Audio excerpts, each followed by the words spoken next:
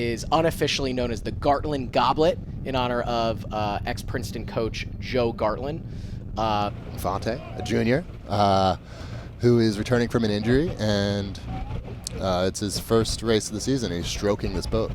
Wow, that's exciting. Must be a big challenge to just jump into this lineup and have to stroke the boat, but so far he's doing a valiant job.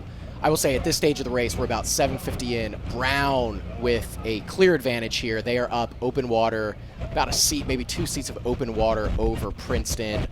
Brown looking really strong. Both of these crews, and I would say both these programs from top to bottom, some of the strongest, most technical savvy crews in the country. And, we always see great racing from the 1V all the way down to this 5th Varsity 8 event. Brown just looking really, really strong right now, continuing to inch away from this Princeton 5V. Yep, very impressive. And we know it's really important that you have quality boats from top to bottom, because your top boats are only as good as your bottom boats and how they get pushed at practice every day by the boats that they're rowing with every day. Exactly right. Yeah, the guys in this 5V, they're competing each and every day at practice to get into the 4V and then get into the 3V and eventually make their way up to the 1V. So, yeah, the inter-squad competition, both Princeton and Brown, we know is always fierce throughout the regular season as these guys compete for seats.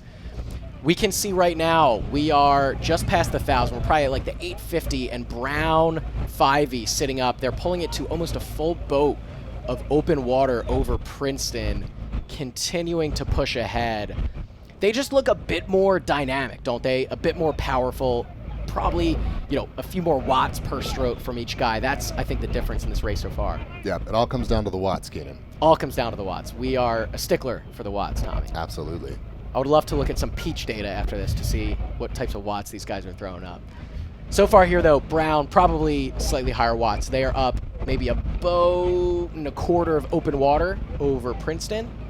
Brown currently striking, say, about a 37, which is, that's pretty good for late season rating, right? Yeah. It's pretty high. The third 500, it's a pretty quick strokes per minute. It certainly is. Princeton, a little bit lower. I would say a bit more contained here. It's probably about a 34.5, 35 on the rating. So, final 500, this Princeton Tiger 5E might have a little bit more room to run as they build rating. But a lead of this size, it'll be hard to turn final 500. Yeah. We are within the final 500 now, about 400 meters to go, and it is Brown looking really, really strong here. Princeton hanging in there, but sitting back about 2 lengths of open water, perhaps.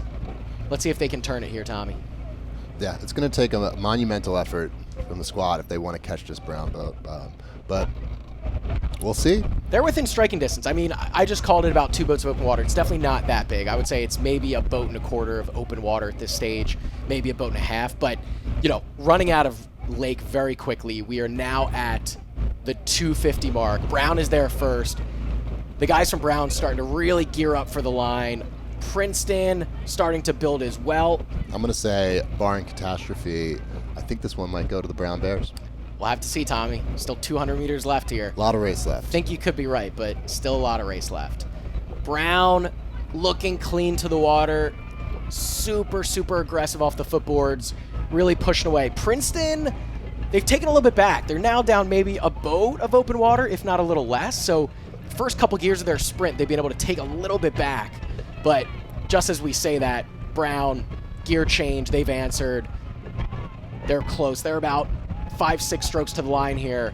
I think you're right, Tommy. I think they're going to take this one. Yeah, with 2 strokes left, the race through the line. Brown. Yep.